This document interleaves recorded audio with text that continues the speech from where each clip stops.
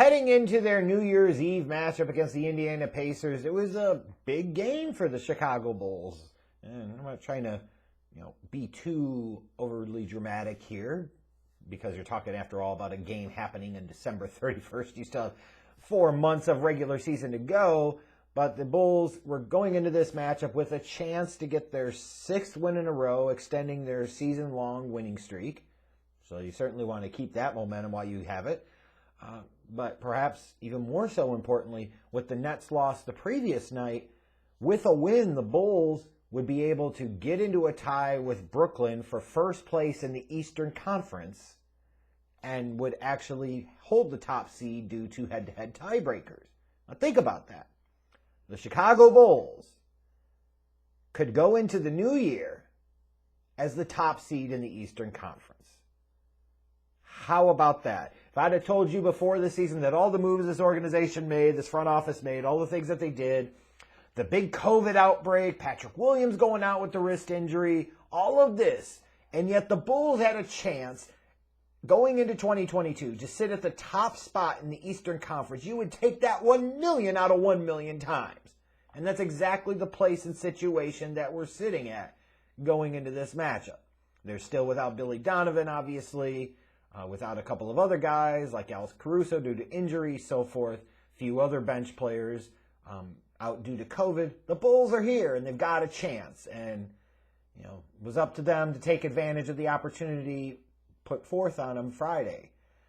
And this game, I will say this, is that it was not pretty. Both teams got off to a poor shooting start, and frankly, it was not the best offensive exhibition by either team. The Bulls were up 25-23 after one, but they were only shooting 36% from the field. DeRozan led the way for Chicago with 10 in that opening quarter, but they were having trouble hitting open shots, and they just weren't doing well offensively. The Pacers know better. They only shot 34% from the field in the first. Sabonis had 7 to lead Indiana. It only got a little less ugly in the second quarter for both teams, but not really by much. Thankfully for the Bulls, they were able to kind of scrap and fight and claw and, stake themselves to a 54-50 halftime lead. Kobe White, in what was probably his best game of the season, give credit where credit is due. He had 9 points in the second quarter, helped lead Chicago when they needed some offense. He gave it to them for sure on this night. Matt Thomas and Vucevic each had 6 in the quarter as well. When you're getting key contributions out of Matt Thomas, you know that you're doing something all right. And it almost makes you think that Bulls fans have to be a little less harsh towards Matt Thomas if he continues to come in, get some minutes, and knock down some damn shots. For the Pacers, Karis LeVert had a big second quarter. He had 13 points, Sabonis with another 7, so he had 14 at the half. Kobe and DeRozan with 12 each for the Bulls at the half.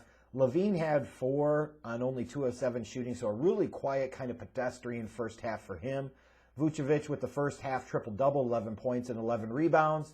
So you're looking at it and you're saying, okay, DeRozan's played all right, even though he didn't have a great shooting night, that's for sure. You could tell Craig was giving him some problems defensively. LaVine was very quiet. Vucevic was solid, but Kobe White stepping up, it made a difference in this matchup. I cannot deny that. Doesn't change anything that I've said previously, but we can look in an isolated bubble of this one game and say, you know what? The Bulls don't win this game without Kobe White. That's for sure. For the Pacers, Karis LeVert had 15 in the first half, like I mentioned before, Sabonis with 14. And even though they were up 4 at the half, I did not feel very good about this one at all.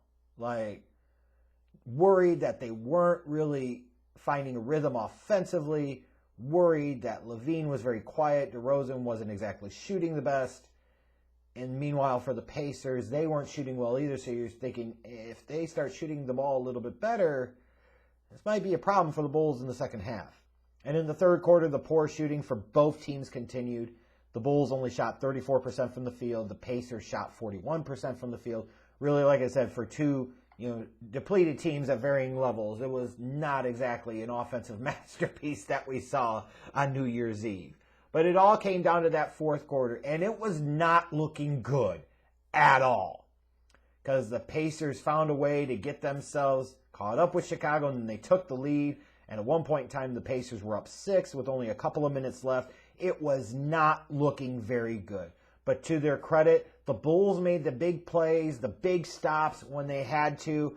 And then you get down to the final sequence. And let's be honest, just because the result was magnificent and awesome and spectacular, and DeMVP knocked down that stones-having three to seal the deal and win it for Chicago, that was a horrendous shot. And I don't know what the hell he was thinking.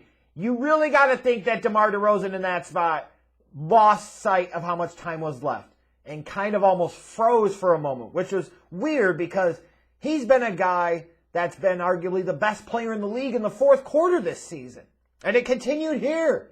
On a relatively rough shooting night, DeMar DeRozan still had 13 points in the fourth.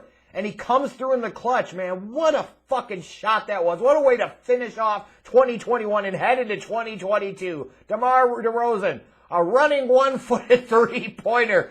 Bang! And the Bulls end up winning this son of a bitch somehow, some way, 108-106. On what was not an outstanding offensive night for them by any stretch of the imagination.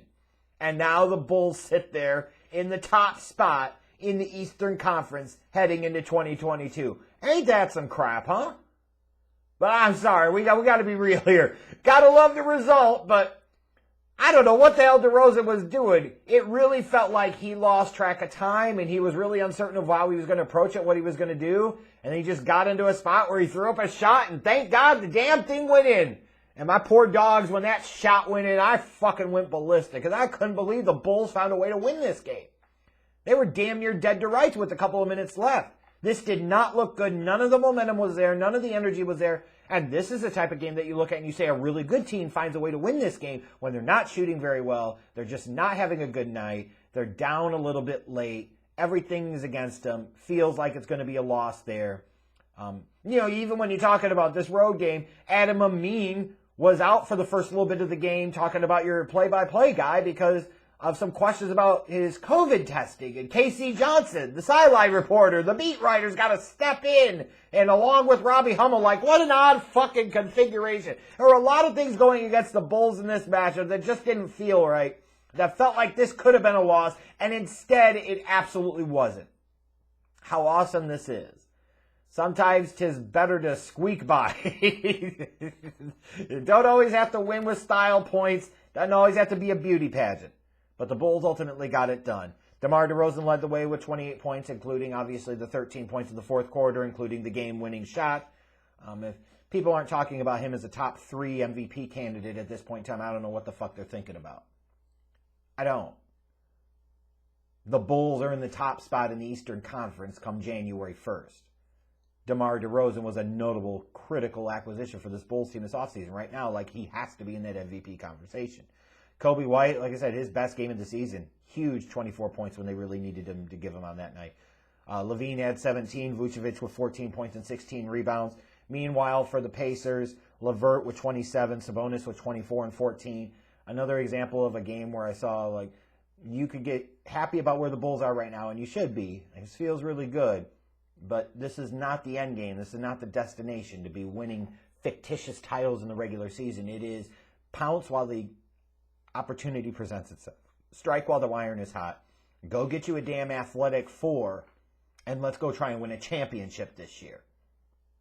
You saw the need for it again in this game, because at points in time, Sabonis was killing them. Just killing them. But anyways, we go into New Year's Day now, and the Bulls have a nighttime matchup against the Washington Wizards, who are still somewhat depleted themselves, obviously. So hopefully this is a chance for the Bulls to steal a matchup. Let's hope so. Keep that 6-game winning streak going, and let's make it 7, right? But damn, it feels good, doesn't it, folks? The Chicago Bulls, heading into 2022, are in first place in the Eastern Conference. And they have a legit MVP candidate in DeMar DeRozan, who came through yet again in the clutch when this team really needed it.